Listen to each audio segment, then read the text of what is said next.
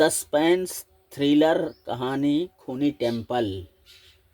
आप लोग हमारे जैजाक भुक्ति हिस्टोरियल स्टोरी चैनल को लाइक सब्सक्राइब कीजिए और हम रोज़ ऐसी ही एक मज़ेदार हॉरर कहानी लेकर पेश होता रहूँगा। कहानी का नाम है खूनी टेम्पल।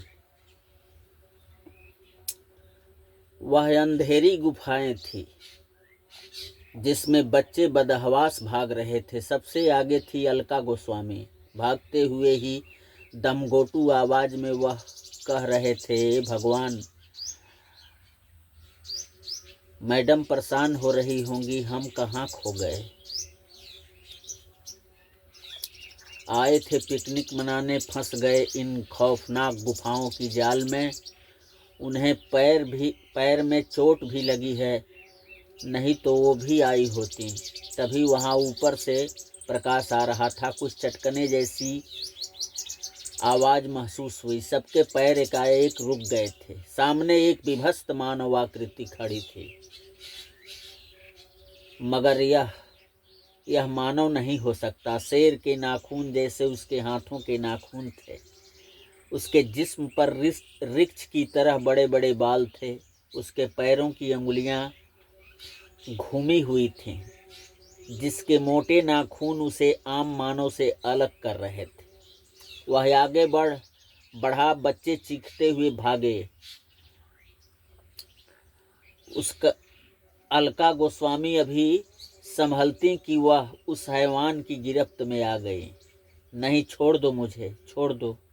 मगर फरियाद काम न आई। उसने उन्हें अपनी कठोर बाजुओं में उठा लिया। वह उसकी गिरफ्त से छूटने के लिए छटपटाने लगी, मगर हैवान को तरस न आया। एक एक करके कपड़े उनके जिस्म से हैवान ने अलग कर डाले। अब उन्हें वह उस काली गुफा में छोड़ दिया और उधर ही रास्ता रोके खड़ा हो गया जिधर से वे यहाँ तक आई थी। अब मरता क्या न करता, वह निर्वस्त्र उस काली गुफा की दूसरी तरफ भागने लगी। आगे अलका, पीछे उनका पीछा करता वह भयानक हैवान।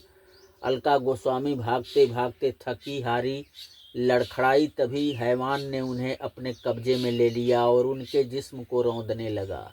उनकी चीख उस काली गुफा को झकझोर कर रख दी थी। अब हैवान शांत हो चुका था, मगर उसकी क्रूर लाल आंखें इन्हें घूर रही थीं। अलका तड़फड़ाती हुई ज्यों ही उठी, हैवान के बगनखा हाथ उनकी हथेलियां बाहर खींच चुके थे। एक अजीब आर्तनाद भरी चीख अलका के कंठ से निकली और काली गुफा में शांत हो गई। वह अंडाकार गर्भगृह वाला मंदिर था, जिसके बाहरी ओर 4 सुंडाकार गजराज सुंडों की जमीन के भीतर तक धंसी आकृति थी। बाहर पुलिस प्रशासन अपनी बैंड से आ चुका था। मुकुल तिवारी, उम्र 22 वर्ष, गेहूं रंग की खूबसूरत व्यक्तित्व की स्वामिनी, जो बच्चों की टीचर थी, रोए जा रही थी। मैं ही दोषी हूँ अपने स्टूडेंट्स बच्चों की, जो उन्हें इस जगह घुमाने लाई। मैंने इस टेम्पल के बारे में इस मैगजीन में पढ़ा था, हमें बहुत अच्छा लगा और हम चले आए।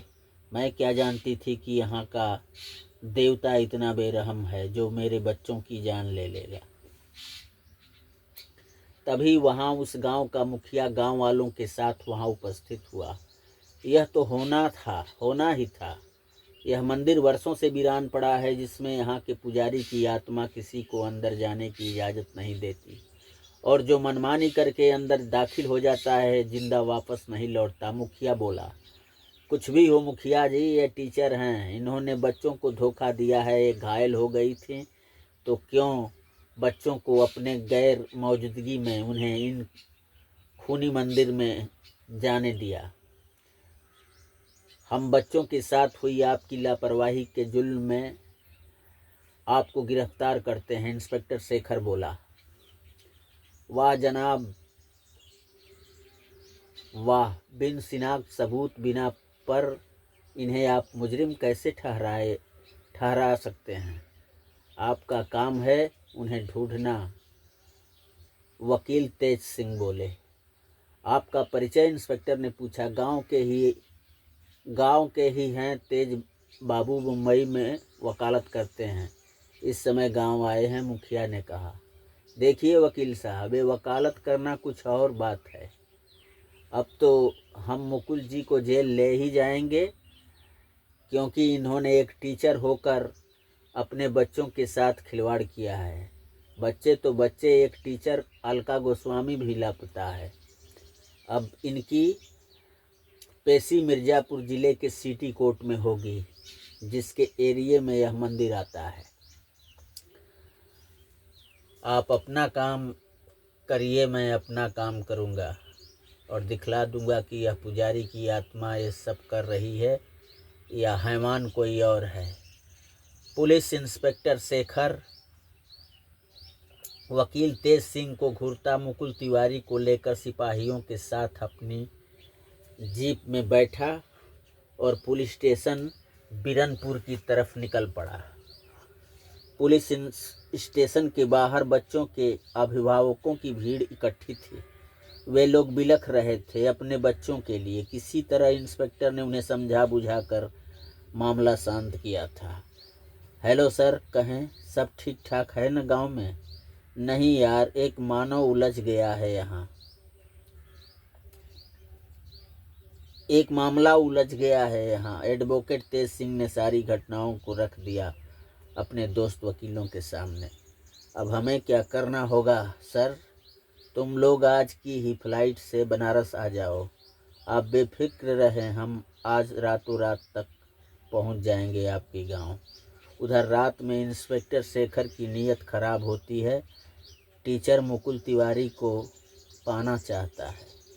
उसकी यह पहली गलती नहीं है। वह अक्सर महिला कैदियों को रिहा करवा देने का प्रलोभन देकर ऐसा करता आ रहा था। उसने सिपाहियों से कहा, उस टीचर को मेरे पास ले आओ। बेचारी आम कैदियों की तरह जेल की सलाखों में क्यों रहेगी?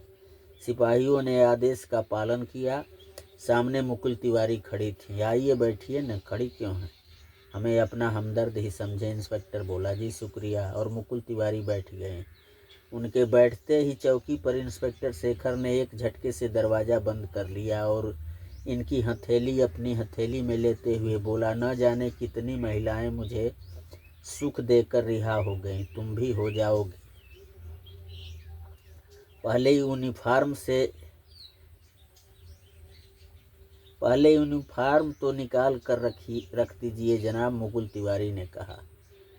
आज इंस्पेक्टर के दोनों हाथ में लड्डू आ गए थे, वो भी देसी घी के। उसके चेहरे पर उत्सुकता के भाव साफ देखे जा सकते थे। उसने फटाफट यूनिफॉर्म उतारा, वेलेस्टर में पड़ी अपनी सर्विस रिवाल्वर सब अलगनी में लटका दिया। बोला, अब तुम भी कपड़ों से आज़ाद हो जाओ जाने मन। एक मीठी हंसी हंसती मुकुल बोली, मुझे शर्म आवत है, आप जरा उधर को मुँह करो ना। लो कर लिया। इंस्पेक्टर जो हुई उधर घुमाते हुए उसकी सर्विस गन मुकुल तिवारी निकाली और पिस्टल का रुख उसकी पीठ की तरफ करके दहाड़ उठे। खरगोश की खाल में छिपे भेड़िए, आज तेरे गुनाहों का अध्याय तेरे साथ ही खत्म होने वाला है। धां, एक गोली चली और इंस्पेक्टर की दाईं भुजा तोड़ दी। चीख मारकर अपने बाएं हाथ से जख्मी दाएं हाथ को दबाए वह वहीं चौकी पर औंधे मुंह गिर पड़ा। बाहर कोतवाली में अफरा तफरी मच गई। सिपाही दरवाज़ा पीटने लगे। मुकुल ने दरवाज़ा खोल दिया। तब तक एसपी साहब भी आ गए थे। इंस्पेक्टर को मुकुल तिवारी के बयानात पर सस्पेंड कर दिया गया। मुकुल को सिटी जेल भेज दिया गया। उसने तेज को अपना पैरवी वकील चुन लिया था। इधर रात्रि में सो रहे तेज सिंह पर हैवान ने हमला किया, मगर तेज सिंह के कुत्ते ने उसे रोक लिया। तेज सिंह ने देखा एक जीता जागता हैवान का शक्ल अख्तियार करके कोई सामने खड़ा है। ये कौन है तू, यहाँ क्यों आया है? पर वह कुछ नहीं बोला बल्कि वहाँ से भागा। तेज सिंह ने कुछ दूर उसका पीछा किया पर वह हैवानी साया घनी झाड़ियों में खो गया। एक चीज मिली, बड़े बड़े नाखूनों वाला दास्तान, तो यह है हैवान।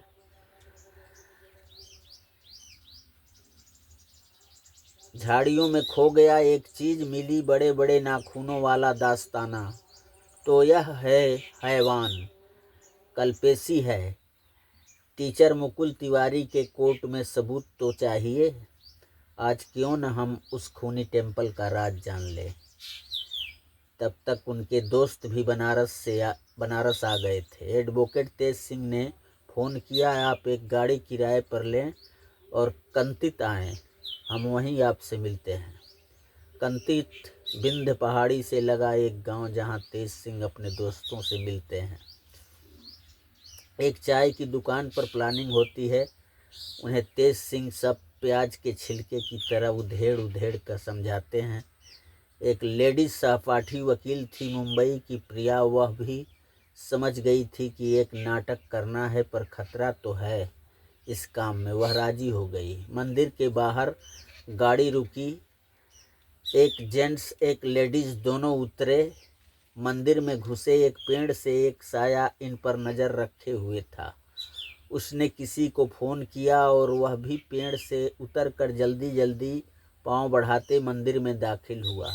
इधर एडवोकेट और उनके दो साथियों ने देखा घनी झाड़ियों में किसी के चलने की आवाज़ आ रही है। फिर आवाज़ गुम हो गई। शायद कोई जानवर होगा। तीनों उस खूनी टेम्पल में दाखिल होते हुए देखे। इसमें 4 रास्ते हैं। वे लोग आगे गुफा में उतर गए। उस गुफा में एक कमरा था। कमरे में सरसराहट सी हो रही थी। एडवोकेट ने टर्च जलाया। रोशनी में नहाए कमरे में 8-10 बच्चे, जिनके हाथ बंधे थे, कांप भी रहे थे। वे बच्चे, घबराओ नहीं बच्चों, हम आ गए हैं। उन्होंने अपने एक आदमी को वहां छोड़ा और जल्दी से आगे बढ़े। तभी प्रिया की चीख सुनाई दी। दोनों साथी वकीलों ने देखा गुफा की सुरंग में एक जगह रोशनी है और सामने हैवान खड़ा है। तेज सिंह और उनके दोनों साथी प्रिया को पीछे धकेल कर हैवान से भीड़ गए। जबरदस्त हाथ घुसे, दोनों तरफ से चले पर हैवान को काबू कर लिया गया। नकाब हटाते ही, मुखिया तुम ही थे इस खूनी टेम्पल के असली हैवान। नीचे कई लड़कियों के कंकाल पड़े थे। वहां मंदिर के भीतरी गुफा में। तभी पीछे एडवोकेट तेज सिंह का एक साथी बच्चों के साथ उस पेड़ पर बैठकर मुखिया की खुफियागिरी करने वाले को मारते ला रहा था। पास आने पर, अरे कल्लू नाई तुम, तेज सिंह बोले। तो यहाँ हजामत नियामत सब चल रही थी। आज मिर्जापुर के सिटी कोर्ट में मुकुल तिवारी पेश हुई। तेज सिंह मुखिया, नाई, कल्लू और बच्चों को लेकर कोर्ट पहुंचे। अब केस आईने की तरह साफ हो गया था। कोर्ट ने मुखिया को सजाए मौत का फरमान सुनाया। कल्लू नाई को मुखिया के सहभागी के रूप में उम्र कैद की सजा सुनाई गई और टीचर मुकुल तिवारी को बाइज्जत बरी कर दिया गया।